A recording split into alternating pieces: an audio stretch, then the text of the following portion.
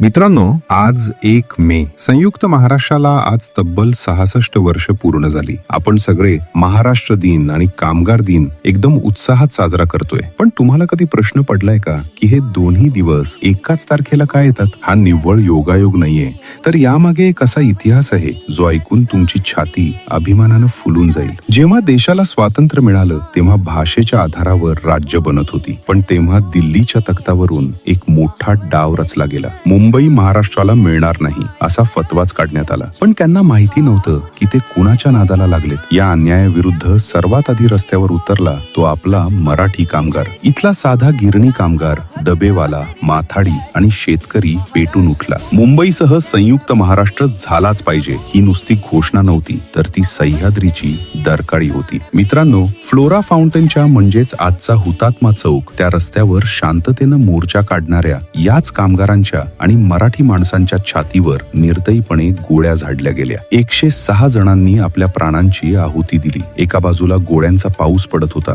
पण हातातला आपला भगवा खाली पडू नये म्हणून एक कार्यकर्ता पडला की दुसरा लगेच तो झेंडा हातात घेत होता. म्हणूनच मित्रांनो, 1 मे 1960 साली जेव्हा महाराष्ट्र राज्याची स्थापना झाली तेव्हा तो दिवस फक्त महाराष्ट्र दिन म्हणून नाही, तर त्या 106 हुतात्म्यांचा आणि कष्टकरी बांधवांच्या संघर्षाचा सन्मान म्हणून कामगार दिन म्हणूनही ओळखला जातो. या इतिहासातून एक खूप मोठी गोष्ट शिकायला मिळते. मराठी माणूस शांत आहे तोपर्यंत तो संत आहे, पण जर त्याच्या हक्कावर आणि मातीवर कुणी वाकड्या नजरेनं बघितलं तर तो थेट शिवबाचा मावळा बनून छातीवर वार झेलायला तयार असतो. दिल्लीचेही तख्त राखण्याची ताकद या मातीत आहे. असा हा आपल्या घामाचा आणि रक्ताचा महाराष्ट्र. जर तुम्हाला हा व्हिडिओ आवडला असेल तर आज कमेंटमध्ये जय महाराष्ट्र नक्की लिहा आणि हा व्हिडिओ प्रत्येक मराठी माणसाच्या स्टेटसला दिसलाच पाहिजे.